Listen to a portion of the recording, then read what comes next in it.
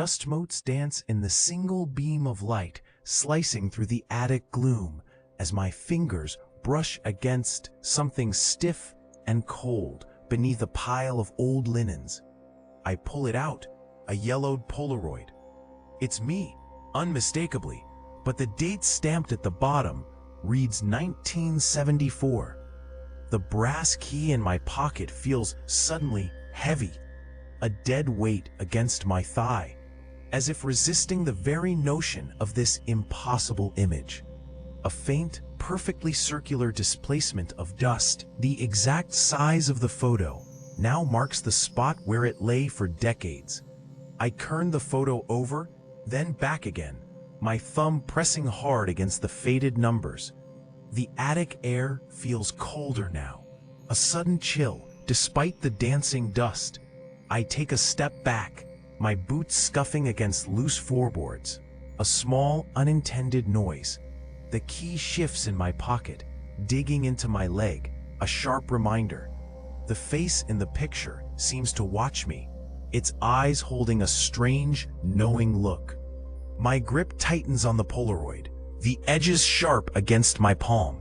A faint hum starts somewhere in the walls, a low vibration I feel more than hear. I glance towards the sound, a slight tilt of my head, then back to the photo. The key feels like it's pulling me towards the far corner, a silent, insistent tug. I turn the Polaroid over, then back again. The image flickers, almost imperceptibly, as if the light itself is stuttering. The familiar scar above my left eyebrow, absent in the original shot, now subtly appears and disappears on the Polaroid's face, a phantom mark. My fingers brush the slick surface, expecting a smudge, but find nothing. The brass key in my pocket feels distinctly colder, a chill seeping through my trousers. I shift my weight, a fresh, thin scratch, too perfect to be accidental, appears on the worn attic floorboards right where my foot just was. I hesitate, my boot still hovering an inch above the new line. This isn't how the wood looked moments ago. I lower my foot, carefully, placing it beside the scratch instead of on it. The Polaroid in my hand feels warmer now, a faint heat radiating from the paper. I glance at the image again. The scar on the photo is bolder, a deeper red, and it doesn't vanish this time. It stays, a permanent fixture. I slide the brass key from my pocket. It's cold metal, a sharp contrast to the Polaroid's warmth. The key vibrates once, a low hum against my palm. I almost drop it. The air around me grows heavy, thick with dust that wasn't there before. I take a shallow breath, the dust catching in my throat. The scratch on the floorboards lengthens, a slow, deliberate line extending towards the wall. I step back, bumping against a stack of old crates. One wobbles, threatening to fall. I reach out, steadying it just in time. The scar on the Polaroid pulses faintly, a tiny, rhythmic beat. The key in my hand feels like it's pulling me towards the lengthening scratch. I resist, my grip tightening. I hold the Polaroid, watching it age. The colors drain, edges curl inward, then it snaps back to its original faded state. This rapid decay and reversion repeats, a nauseating temporal hiccup. My fingers tighten around the stiff paper, feeling the subtle changes in its texture. I feel the brass key in my pocket begin to hum, a low, unsettling vibration against my thigh. It feels like a trapped insect buzzing against the fabric. I shift my weight, a small adjustment, trying to ignore the persistent buzz. I look down at the dusty floorboards. A faint, damp outline, the precise size and shape of the Polaroid, now blooms where I had momentarily placed it. The wood darkens, absorbing the moisture. I lift the Polaroid higher, away from the floor, as if distance could prevent something. The image in my hand flickers again, the faces on the photo blurring for a split second before clearing with a sharp snap. I trace the edge of the damp mark with the toe of my boot, a small, involuntary action. The key's hum grows louder, a low thrumming that seems to echo in my bones. I hesitate, my grip on the Polaroid wavering for a moment.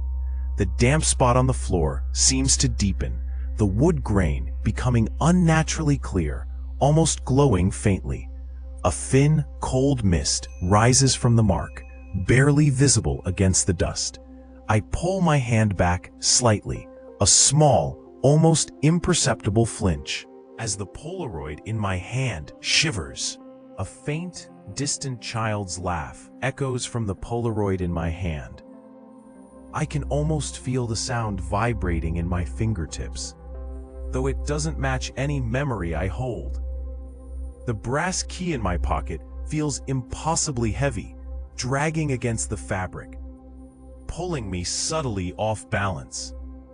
I shift my weight, trying to adjust my stance, and look up.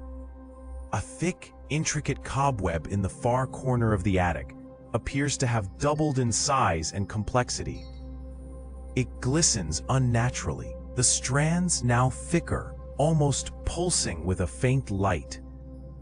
My gaze lingers on the web. I take a step forward, a small hesitation in my movement. The key pulls harder, making my foot land slightly wrong.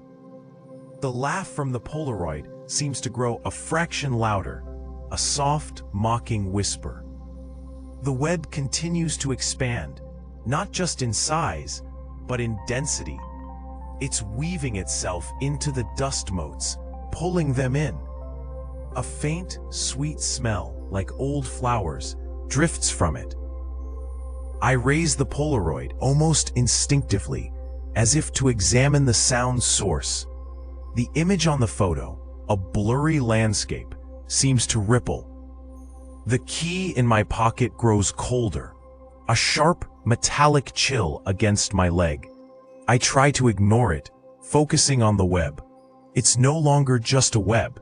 It's a shimmering curtain, slowly closing off the corner. I take another step back, my boots scuffing the floorboards. The laugh fades, but the image on the Polaroid now shows a single, tiny, unblinking eye staring back from the rippling landscape. I try to place the Polaroid back on the table, but it resists. An odd, intangible force holds it firm in my grip. My fingers tighten, almost instinctively, trying to overcome the pull. It feels like trying to push water uphill. I hesitate, wondering if I should just let go. Then, with a sudden snap, it wrenches free from my hand. I stumble back a half step, my balance shifting. The Polaroid doesn't fall to the floor where I stand. Instead, it reappears a few feet away, lying flat on the worn wooden planks, exactly where it had been before. The brass key against my leg feels searing hot. It burns through the thin fabric of my trousers, a sharp, insistent heat. I shift my weight, trying to ease the pressure, but the warmth only seems to follow. I reach down, my fingers brushing the spot, and pull my hand away quickly. A small, circular burn mark, the size of a thumbprint, now mars my palm. It's exactly where I had gripped the Polaroid moments ago. The skin is red, already blistering slightly. I stare at the mark, then at the distant Polaroid. The image on the card seems to shimmer, just at the edges, a faint distortion. I take a slow, shallow breath. This isn't right. I shouldn't have touched it. I look at the key again, still pressing against my leg, its heat a constant reminder. The air in the room feels heavier now, thick with something unseen. A faint, metallic smell begins to fill the space. I take another step back, my boots scuffing the floorboards. The Polaroid remains still, but the room itself feels like it's holding its breath. The image on the Polaroid now shimmers, displaying two subtly different versions of the same scene simultaneously. One where I am smiling, another where my expression is neutral. The faces overlap like a double exposure, a faint blur at the edges. The brass key in my pocket begins to vibrate, a disorienting buzz at two distinct frequencies. I press my hand against the fabric, trying to steady it, but the feeling persists. Beside the antique grandfather clock, a faint, almost transparent second version flickers into existence. It's a ghostly echo shimmering for a moment before fading, leaving the real clock looking too solid. I take a step towards the clock, my boots scuffing lightly on the polished floor. The air around it feels thin, like a space has been stretched. The Polaroid in my hand feels colder now, the paper almost brittle. I hesitate, my fingers tracing the edge of the photograph. The smiling face on the Polaroid seems to shift. Almost winking at me, I pull my hand back quickly, a small jolt running up my arm. The key in my pocket buzzes louder, a low hum that seems to resonate in the floorboards. I adjust my grip on the Polaroid, trying to focus on the task. A faint metallic taste coats my tongue. The grandfather clock chimes, but the sound is delayed, echoing from a moment that hasn't quite happened yet. The echo of the chime lingers, a ghost note in the quiet room. Making the silence feel heavier, I notice a faint, almost imperceptible crack forming on the clock's glass face, mirroring the shimmer. I lift my hand, a slow, deliberate motion, to adjust the collar of my worn jacket. In the dusty standing mirror, my reflection follows, but not quite.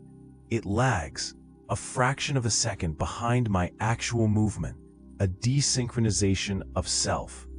I lower my hand slowly, then raise it again, testing the delay. My reflection's fingers brush its collar just as mine finish. That felt wrong. The brass key in my right pocket feels heavier, a subtle pull backward. A constant resistance against my forward lean. I shift my weight, trying to counter the unseen force. A sharp sting blossoms on my left index finger. I look down. A small, fresh cut, thin and precise, wells with blood. I haven't touched anything sharp in the last minute. I press my thumb against the cut, a small, involuntary flinch. The blood smears slightly. In the mirror, my reflection's finger also bleeds, but the cut there looks deeper, darker, almost black. Its eyes, my eyes, seem to hold a different, colder light. I take a small step back, away from the glass. The reflection doesn't move with me. It stays fixed, its bleeding fingers still pressed, its gaze unwavering. I hesitate, then reach out a hand, slowly, towards the mirror. My real hand stops an inch from the glass. The reflection's hand presses flat against the surface, leaving a faint, bloody print. The key in my pocket vibrates, a low hum against my thigh. The air around me feels suddenly colder. I pull my hand back quickly, the cold seeping into my skin. A sharp creak tears through the silence above me. I duck, a reflex, before the heavy beam splinters. It crashes to the floor in slow motion, dust blooming around the impact. My body had already tensed, already moved, before the wood even began its fall. I push myself upright, a slight tremor in my hand. The air feels thick with the settling dust. I glance at the Polaroid tucked into my belt. The image shows the beam already fallen, broken into 3 distinct pieces. A deep gouge marks the floorboards beneath it. I look down. The fresh scar is now there, exactly as pictured. This always feels wrong. The wood still smells of old pine and fresh breakage. A soft cough makes me turn. Elias stands by the far wall, his eyes rolled back, a wide, unnatural smile stretching his lips. "The future is a memory," he whispers, his voice not his own. "Don't try to change what's already been seen." He blinks, the smile vanishing, his eyes returning to normal. He just stares at the fallen beam, as if nothing happened. I hesitate, wondering if I should speak. I reach into my pocket, my fingers brushing against the brass key. It feels different. Pulling it out, I see the stem is bent, warped inward as if crushed. The metal is cool, but the distortion is fresh. I try to straighten it, a small mistake, knowing it won't work. The key resists, solid and unyielding in its new shape. I pocket it again. The warped metal pressing against my thigh. The dust from the beam settles, coating everything in a fine gray layer. The task remains. The figure in the Polaroid blinks. Its eyes, once fixed and glassy, now track my movement across the dusty attic floor. A shiver runs through me, not just from the sudden drop in temperature. The air here grows bone-chillingly cold, pulling warmth from my skin, making my breath visible in small puffs. The single light bulb above flickers wildly, casting long, dancing shadows that seem to stretch and shrink with each pulse, distorting the familiar shapes of stacked boxes. I hesitate, my hand reaching for the small stack of photos on the crate beside me, but I stop short. The room itself seems to waver, the edges of my vision taking on a distinct sepia tone. For a brief, disorienting moment, the entire space looks aged, like a faded memory from decades past, before snapping back to its current dusty state. I pull my hand back quickly, a small mistake, as the brass key in my pocket suddenly feels like a block of ice. It's coated in a thin layer of frost, painful to touch even through the thick fabric of my trousers. My fingers brush against the cold metal, a sharp, unwelcome sting that makes me flinch. I try to ignore the discomfort, shifting my weight, focusing instead on the floor directly in front of me. A distinct, ancient-looking footprint now presses into the thick dust near my feet. It perfectly matches a shoe from the Polaroid, a detail I recognize instantly from the worn leather and unique sole pattern. I take a slow, deliberate step back, my boot crunching softly on something unseen beneath the accumulated grime. The figure in the photo watches, its gaze unwavering, its mouth now a subtle, unsettling line. The cold deepens, seeping into my bones. The figure in the Polaroid blinks. Its eyes, once fixed and glassy, now track my movement across the dusty attic floor. A shiver runs through me, not just from the sudden drop in temperature. The air here grows bone-chillingly cold, pulling warmth from my skin, making my breath visible in small puffs. The single light bulb above flickers wildly, casting long, dancing shadows that seem to stretch and shrink with each pulse, distorting the familiar shapes of stacked boxes. I hesitate, my hand reaching for the small stack of photos on the crate beside me, but I stop short. The room itself seems to waver, the edges of my vision taking on a distinct sepia tone. For a brief, disorienting moment, the entire space looks aged, like a faded memory from decades past, before snapping back to its current dusty state. I pull my hand back quickly, a small mistake, as the brass key in my pocket suddenly feels like a block of ice. It's coated in a thin layer of frost, painful to touch even through the thick fabric of my trousers. My fingers brush against the cold metal, a sharp, unwelcome sting that makes me flinch. I try to ignore the discomfort, shifting my weight, focusing instead on the floor directly in front of me. A distinct, ancient-looking footprint now presses into the thick dust near my feet. It perfectly matches a shoe from the Polaroid, a detail I recognize instantly from the worn leather and unique sole pattern.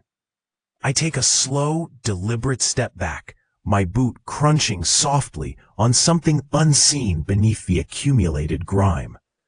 The figure in the photo watches, its gaze unwavering, its mouth now a subtle, unsettling line. The cold deepens, seeping into my bones. The attic snaps back, a physical jolt that rattles my teeth. The sudden, biting cold recedes, leaving behind a strange, heavy warmth that feels wrong on my skin. My fingers close on empty air where the Polaroid should be. It's gone, vanished from my grasp and the dusty floorboards. I sweep my palm across the rough wood, finding only grit.